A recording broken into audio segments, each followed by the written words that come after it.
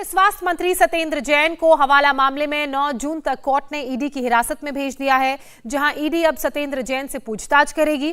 ED के सूत्रों के मुताबिक सत्येंद्र जैन के खिलाफ पक्के सबूत मिले हैं और इन्हीं सबूतों के आधार पर यह पूछताछ की जा रही है। सत्येंद्र जैन ने 4 कंपनियों के जरिए अपने और अपने परिवार के नाम पर 200 बीघा जमीन खरीदी है। सत्येंद्र जैन की गिरफ्तारी पर बीजेपी हमलावर है तो आम आदमी पार्टी सत्येंद्र जैन को कट्टर ईमानदार बता रही है। अब सवाल यह है कि आखिर सत्येंद्र जैन का सच क्या है। दिल्ली के स्वास्थ्य मंत्री ईडी की हिरासत में हैं।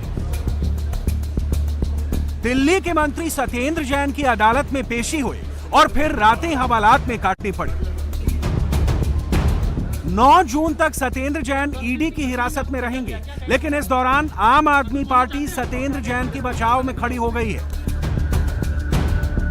सत्येंद्र जैन पर आम आदमी पार्टी का दावा क्या है, सच्चाई क्या है, ये दोनों आपको समझाते हैं। सत्येंद्र जैन की पार्टी दावा करती है कि ये केस तो बहुत पुराना है। आम आदमी पार्टी के नेता 2009-2010 का जिक्र करते हैं। हिमाचल प्रदेश का प्रभारी बनाया गया सत्येंद्र जैन को उस दिन से ईडी पीछे पड़ी हुई है। 8 साल पुराने मामले में जिसमें 7 बार वो पेश हो चुके हैं ईडी के सामने। कभी गिरफ्तारी की जरूरत महसूस नहीं हुई ईडी को। जब हिमाचल का चुनाव आता है तो सत्येंद्र जैन की गिरफ्तारी होती है। तो भारतीय जनता पार्टी देश में सीबीआई हो, ईडी हो, तमाम जांच एजेंसियां हो, पुलिस वाले हो, इनका दुरुपयोग कर रही है। एक दिन में 9 एफआईआर किया बाबा जी ने मेरे ऊपर उत्तर प्रदेश में। राष्ट्रद्रोह का मुकदमा लगा दिया, 23 एफआईआर किए। ऐसे काम कर रहे हैं ये लोग। तो सत्येंद्र जैन पूरी तरीके से इस मामले में निकल कर आएंगे, जल्द ही छूट कर आएंगे। ये एक फर्जी, बेबुनियाद, निराधार मामला है। लेकिन ईडी के सूत्र बताते हैं कि सत्येंद्र जैन के मंत्री बनने के बाद भी हवाला का पैसा इधर से उधर ट्रांसफर होता रहा। ईडी के सूत्र बताते हैं कि सत्येंद्र जैन कोलकाता के 3 हवाला ऑपरेटर के जरिए काम कर रहे थे, जो अलग अलग कंपनियां थी। Indo Metalimpex private limited, Akinchan developers private limited, Prayas info solution private limited, Mangalayatan projects private limited.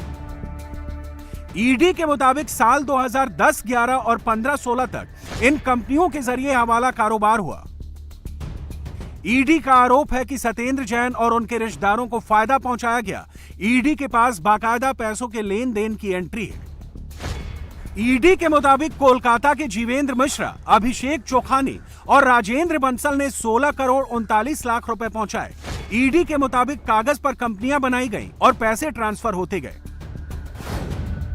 अब आपको एक डेटा एंट्री दिखाते हैं। साल 2010-2011 में इंडो मेटालिम्पेक्स प्राइवेट लिमिटेड में 6 करोड़ 42 लाख दिए। अकिंचन डेवलपर्स में 2010-2011 में 1 करोड़ 43 लाख रुपए। साल 2011-12 में इंडो मेटालिम्पेक्स प्राइवेट लिमिटेड में 72 लाख रुपए।